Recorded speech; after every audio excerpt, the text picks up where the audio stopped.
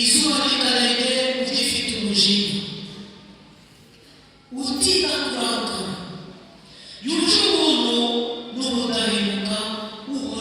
Mungu yishwe na Musa bakati ubutatu butagatifu ntabwo wasobanukirwa n'Imana imwe mu bapesero batatu utahuye n'Imana iguhishuriye iryo banga ritagatifu, iryo yobera ritagatifu.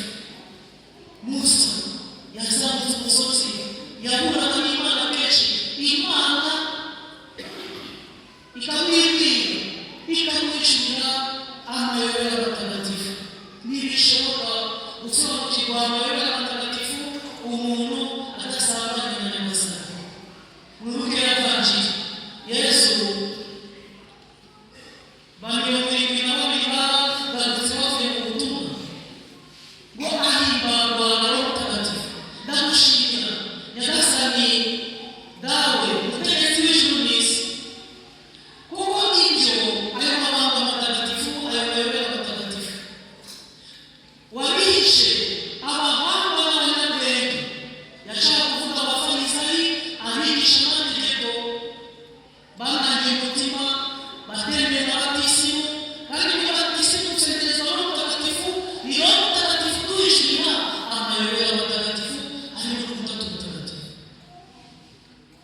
Ndagushimiye dawe ibyo wabihishe abanyabwenge n'abahanga, ubihishurira abaciye bugufi, abo ngabo yashaka kuvuga abigisha be. Aho baravuga ko nditi bamwe Eliya n'abahanuzi. Ese mwebwe muravuga ko ndi uri Kristo umwana w'Imana nzima? Ntabwo ari amaraso y'umubiri yaguhishuriye, ibyo ngibyo ni data uri mu ijuru, ni Roho Mutagatifu. Ibyo tudashobora kugeraho gusobanukirwa dukoresheje ubwenge karemano gusa, tukabihishurwa na Nyagasani. Kandi Nyagasani kugira ngo abiduhishurire, natwe tugomba kubyuka mu rukera akarangurira gusa. Iyo umunsi utangiye reka kugira ngo usabone akanya ko gusenga, abantu batangira kugenda, ibinyabiziga bashaka umuvundo, urusaku, urukera akarangurira, ariko gusa zirimo kuvuga ziririmba, maze ugasabana na Nyagasani akakwihishurira. Nibwo hatari ikiganiro hagati y'Uhoraho na Musa, n'Uhoraho, maze Musa amubwira Nyagasani rwose, niba nabonye ubutoni mu maso yawe, niko Musa yavuze, niba nabonye ubutoni mu maso yawe, ibyakurikiyeho yari yibagiwe, maze atangira gutakambira umuryango wa Isirayeli. Nyagasani rwose, niba nabonye ubutoni mu maso yawe, rwose twemerere tugendane nawe. Bari mu rugendo rugana mu gihugu cyawe, igihugu gitarama n'ubuki, Yerusalemu nshya ishushanya ingoma y'ijuru. Twemerere tugendane nawe Nyagasani, uri ubutungane kandi dufite ijosi rishimaye. Turi n'abanyagaragaza ko wagucumuyeho, bajya basenga ibigirwamana, twagucumuyeho. Tubabarire ibicumuro byacu, tubabarire ibyaha byacu, maze utugire ubukonde bwawe. Kristo Yesu akozwe. Niba nawe uri ubutoni mu maso yawe, hakurikiye gutakambira umuryango, bakavuga gutitindaho, uwahuye n'Imana Data, uwahuye na Yesu Kristo, uwasengeye Roho Mutagatifu. Nanjye kuvuga ko imbere rwose mu cyumba gishize, Roho Mutagatifu twamusenderezwa kenshi, igihe cyose duteze amatwi ijambo ry'Imana tutarangaye. Uwo nguwo wahuye n'ubutatu butagatifu, Imana iri mu bapesero batatu bavandimwe, ntabwo yitindaho asabira abandi. Mu mwanya wasaburiye uyu munsi, tumaze kumva indirimbo b'abagenzi ba Daniyeli batatu, Shadraka, Meshaki na Abedenego, batawe mu itanura ry'umuriro kuko banze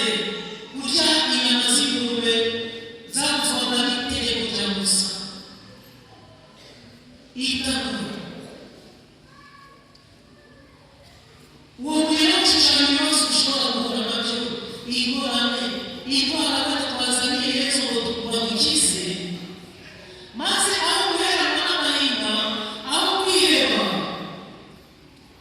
Shadraka, Meshaki na Abedinego bafashe icyemezo cyo gusingiza Imana.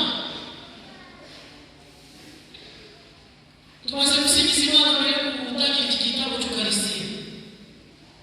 Gusingiza Imana tubirongeramo imbaraga zo kutiheba. Ni icyemezo umuntu umaze gukura mu kwemera afata. Ababebe spirituel ntabwo yahuye n'ikibazo nyine ariheba, agacika intege. Umuntu umaze gutera agatambwe mu kwemera kwe, mu kwizera Imana, yizera kuri Nyagasani igihe yumvagiye, agatakambira Nyagasani, yisabira ubwe, asabira n'abandi. Bakeneye gusingiza Imana, bamwita itangwa ry'umuriro. Mwibuke Pawulo na Silasi mu Buroma. Naho ni ahantu hakora ahantu h'ibyishimo, hashushanya naho byari ibibazo ushobora guhura nabyo. Naho aho kugira ngo bayarane n'agahinda, bakame agahanga, baragarira Imana barabateranye, nabo bahita bafata icyemezo cyo gusingiza Imana. Imiyumbi yabo iracika. Iyo dufashe icyemezo cyo gusingiza Imana, bavandimwe, umukristo uwo uhuye n'ibibazo, ese urabishakira ibisubizo gute? Singiza Imana, ya nyururu izacika, za nkuta uzazihirika. Nyagasani azagusohora aho ngaho akugoye, kuko nabo basohotse mu itanura ry'umuriro, bituma n'umwami yemera Imana. Nawe mu gihugu cye atari bakeya. Iyo dusingiza Imana tubaho, iyo dusingiza Imana turakira, iyo dusingiza Imana n'abandi bahita bamenya Imana, bakemera Imana. Gusingiza Imana ni wa wundi wahuye n'Imana mu butatu bwayo. Isomo rya kabiri ntabwo ritindaho. Pawulo yandikiraga Abanyakorinti, ubwa kabiri ibaruwa ya kabiri yandikira Abanyakorinti, amabaruwa menshi nirinze kuvuga yose yanditse ari ku musozo w'iyi baruwa ya kabiri. Ni nayo mpamvu buri munsi gatatu mutagatifu Kiliziya yashatse ko tuzirikana iri somo. Irarangira yanditse iyi baruwa ari muri Masedoniya, ni mu majyaruguru y'igihugu cy'Ubugereki. Uyu munsi yandikira Abanyakorinti, asoza ibaruwa ababwira ineza y'Umwami wacu Yesu Kristo n'urukundo rw'Imana Data n'ubusabane bw'Roho Mutagatifu bihorane namwe. Si amagambo tuvuga tutangiye misa. Buriya igitabo cya misa, nimuzajye mutega amatwi amasomo tugeze aha ngaha mu isomero gusa. Amagambo ari mu gitabo cya misa ashingiye ku ijambo ry'Imana. Mbasigiye amahoro, mbahaye amahoro yanjye. Yohana 15. Ineza y'Umwami wacu Yesu Kristo n'urukundo rw'Imana Data n'ubusabane bw'Roho Mutagatifu bihorane namwe. Ibaruwa ya kabiri Pawulo yandikira Abanyakorinti, umutwe wa 13, asoza iyo baruwa n'amabaruwa menshi yagiye yandika ayasoza gutyo. Ubutatu butagatifu. Bavandimwe, ineza ihorane namwe, urukundo rw'Imana ruhorane namwe, n'ubwo gusabana n'Imana, gusabana nawe ubwawe, gusabana n'abandi Nyagasani yaguhaye, gukora urugendo muri ubu buzima. Buri wese atahe afite akandi kazina kanini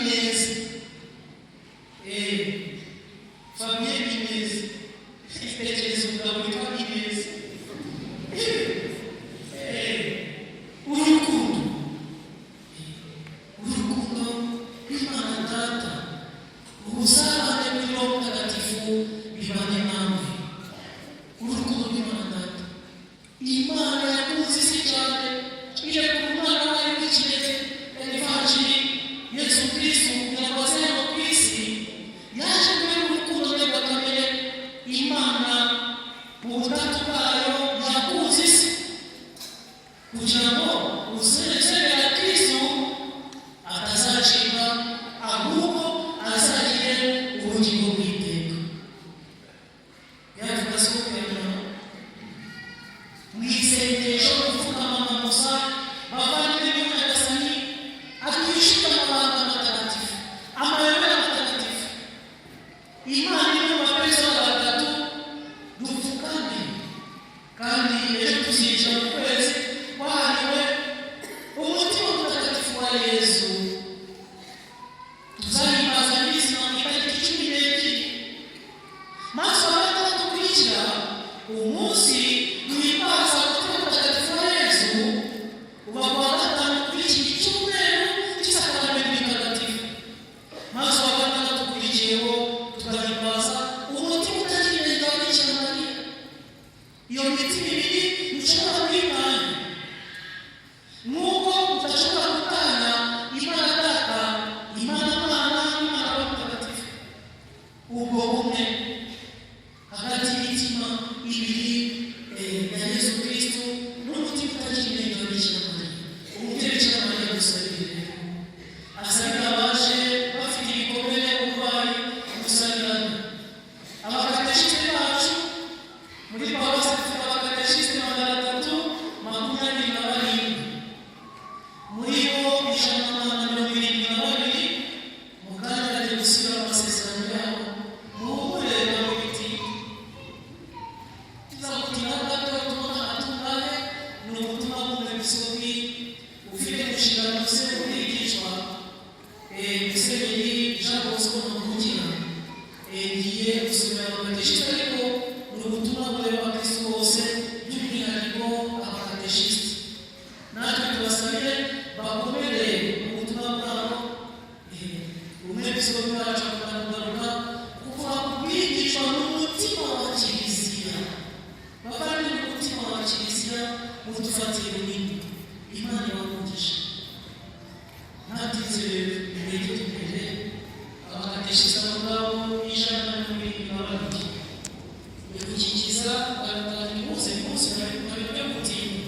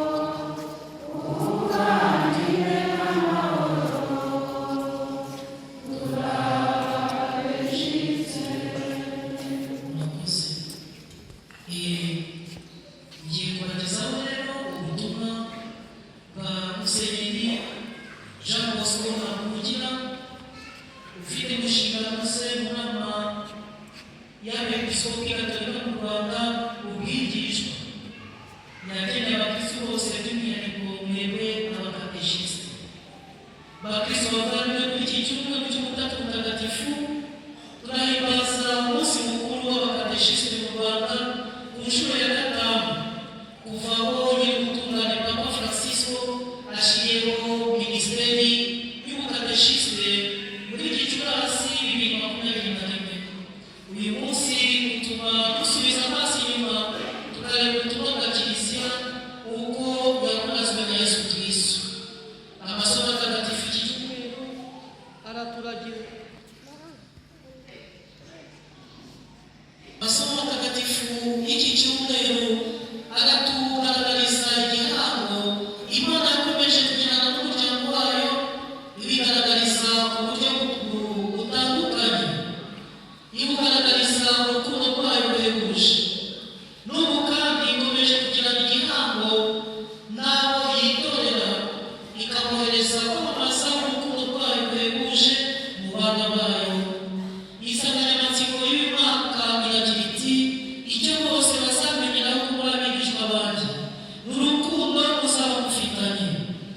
iyi nsanganyamatsiko ije yunganira insanganyamatsiko y'umwaka ushize yagiraga iti abakateshisite tubangamiye Kristo soko y'amizero ubuvandimwe n'amahoro.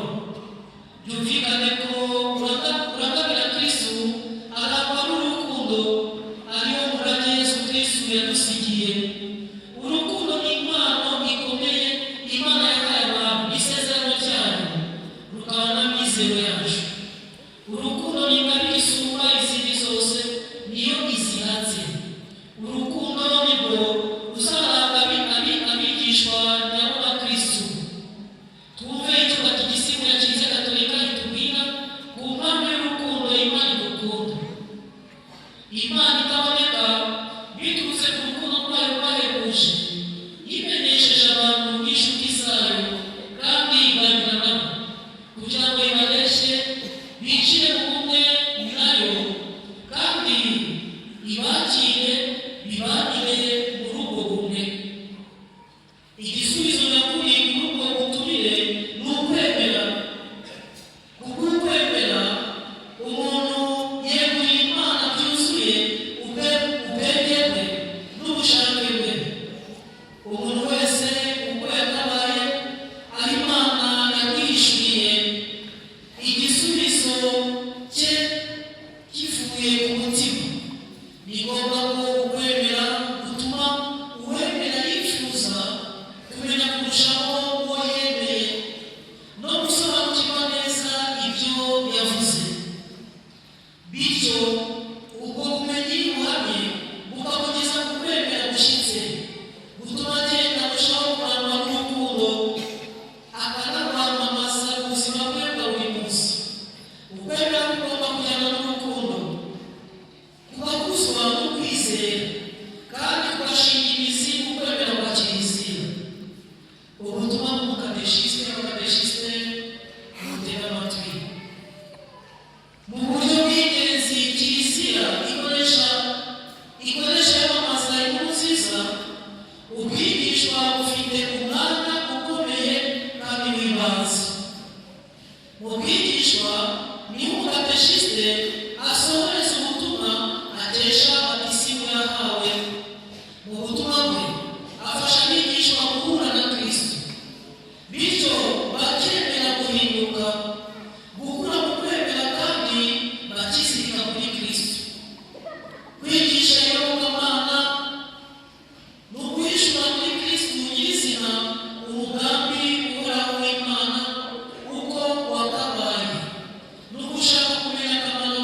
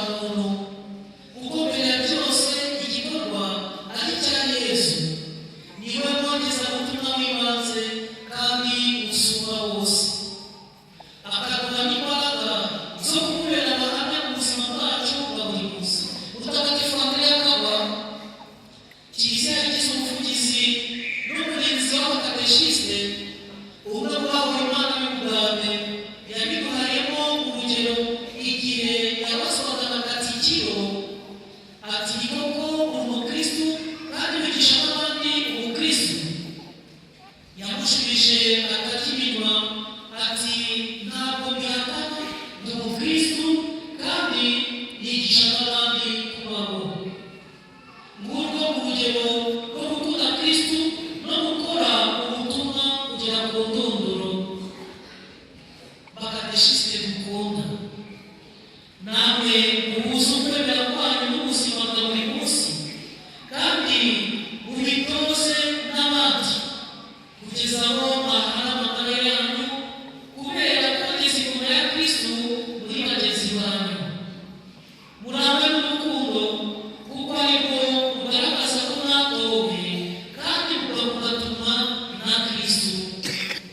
Mwepiskopi akurikizaho asoza abwira n'abakristu bakristu mukunda umurimo wo gutoza abandi ukwemera no kubahishurira amabanga y'Imana ushinzwe ku buryo bw'umwihariko ababyeyi b'abarezi b'ibanze b'ukwemera b'abana babo. Ariko kandi uwabatijwe wese isakaramentu ry'abatisimu rimuha kugira uruhare ku busaseridoti bwa Kristu, we busaseridoti bw'umuhanuzi w'umwami. Buri mukristu wese rero afite inshingano zo kwamamaza inkuru nziza mu mibereho ye yose, mu mvugo ndetse no mu ngiro, arangwa n'urukundo.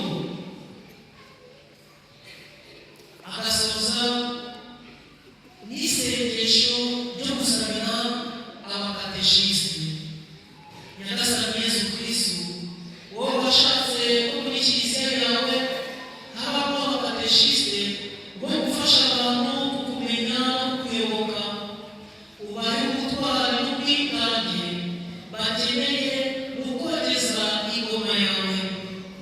Nk'uko wadukunze ukatwizera maze ukaduha ubutumwa, duhe ubuhanga n'ubutwari byo kukubera abahamya muri iyi si ya none, mu mvugo, mu ngiro no mu mibereho yacu ya buri munsi. Nk'uko abakorera iwabo mu izina ryawe b'i Buganda barimo Andrea Kabwa umuvugizi w'abakateshisite, ukihesha ikuzo, natwe tukwemera ushize watuma duhara ubuzima bwacu kubera wowe. Tubisabye twizeye kubwa Yesu Kristu umwami wacu. Mutagatifu Andrea Kabwa umurinzi w'abakateshisite, Mutagatifu Andrea Kabwa umurinzi w'abakateshisite, Mutagatifu Andrea Kabwa umurinzi w'abakateshisite.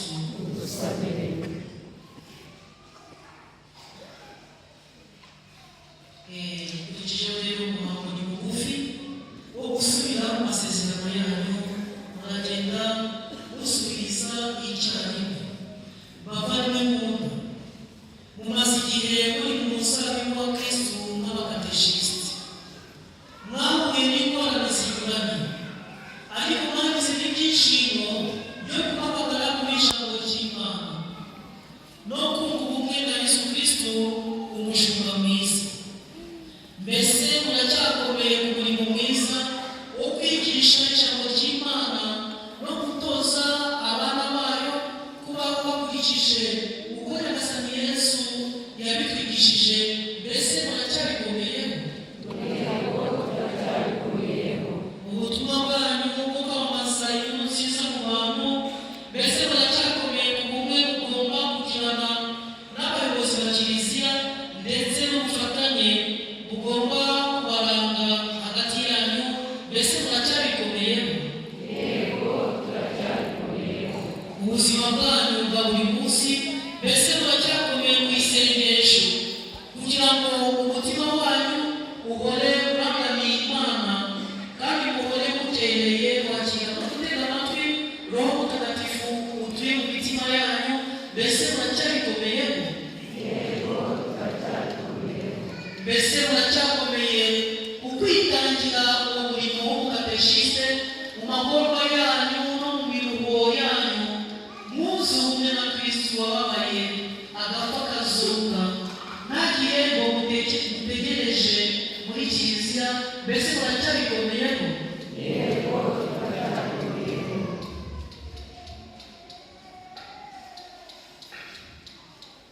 reka mbasabe noneho mufukame ababishoboye yacu wowe wakwigije abakateshize kugira ngo uruhare mu muryango wawe kiliziya ukaba umutima wo kwishinga gukorera abavandimwe babo aho gushaka gukorerwa nabo bakwingize ubahe kuba abakozi b'indahemuka mu kodeza ivanjiri bagira umwete mu murimo bashinzwe kandi babe indacogora mu gusenga basezerezeho ingabire y'ukwiyoroshye n'urukundo maze muri byose barangwe ubugwaneza ubwa Kristo umwami wacu. Bavandimwe twese tubasabire tubature nyagasani tubature mutagatifu ntawe mutagatifu ntabwo twavamo amazi nziza bakora amazi nziza ubigishwa boherezwamo maze ukumve Bikira Mariya wasabiye imana y'isiraheli abakadeshize bacu nabo abasabire roho mutagatifu bamanukireho maze uko bakomeze kwamaze